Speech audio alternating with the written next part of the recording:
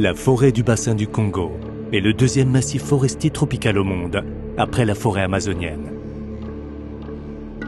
C'est non seulement un sanctuaire pour la biodiversité, mais cette immense forêt abrite également certains des plus grands animaux vivants de la planète.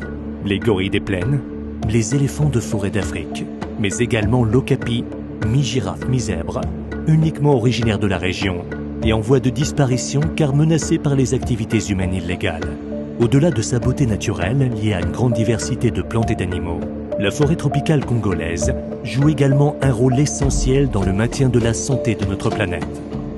Cette forêt, riche en ressources naturelles, est plus que jamais menacée de disparition. Depuis plusieurs décennies maintenant, les activités illégales, exploitation forestière, exploitation minière ou encore l'exploration pétrolière et gazière nuisent gravement à la forêt, à ses animaux et aux communautés locales.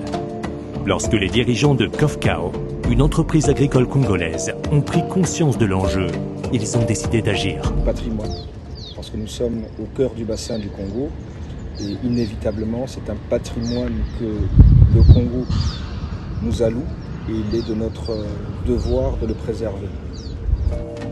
Avec comme priorité le développement agricole et la protection de l'environnement, Kofkao entend préserver des milliers d'hectares tout en sensibilisant et en renforçant les communautés locales. Leur objectif est d'accompagner le Congo dans sa transition vers une économie durable tout en assurant la conservation de ses ressources naturelles. Ce projet aura pour but de protéger des centaines de milliers d'hectares de forêts vulnérables sur le plan écologique tout en agissant sur le bien-être des communautés locales.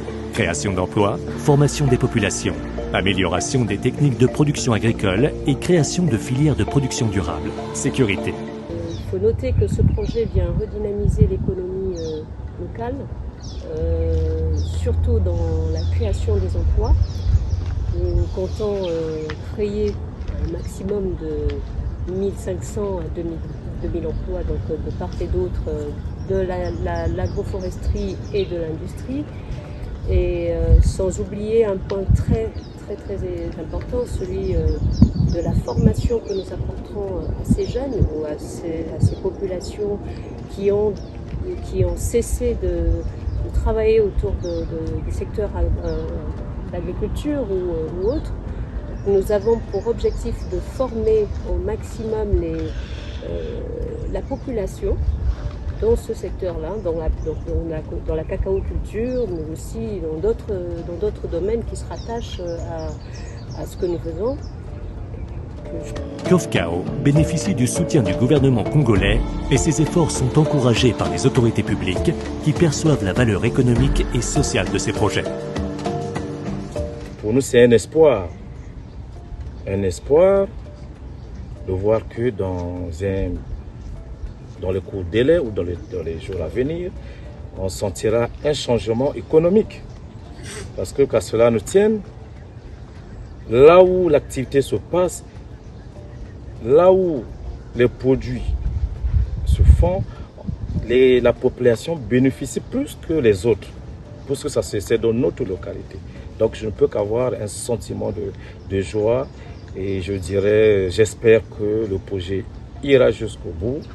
Et on aura après cette satisfaction, ce sentiment de satisfaction à la fois. Kofkao s'est entouré d'experts pluridisciplinaires, notamment issus de la finance carbone, pour l'accompagner dans le développement de ce projet aussi ambitieux qu'indispensable à la sauvegarde de notre planète. La préservation de cette forêt, poumon vert de notre planète, est essentielle à la survie des communautés locales, des écosystèmes animaux et végétaux, mais aussi et plus globalement à la survie de la population mondiale. Si nous n'agissons pas immédiatement, cette forêt pourrait disparaître dans les prochaines décennies. Ce type de projet reste néanmoins encourageant.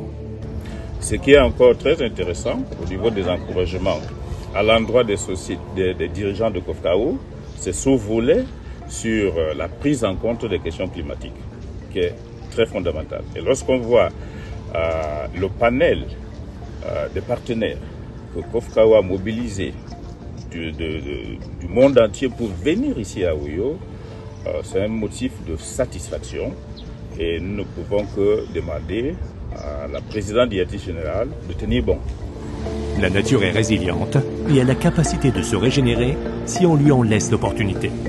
Des projets comme celui-ci sont des exemples à suivre dans la lutte pour la sauvegarde des forêts du Congo et mettent le pays sur la bonne voie dans l'atteinte de ses objectifs de développement durable.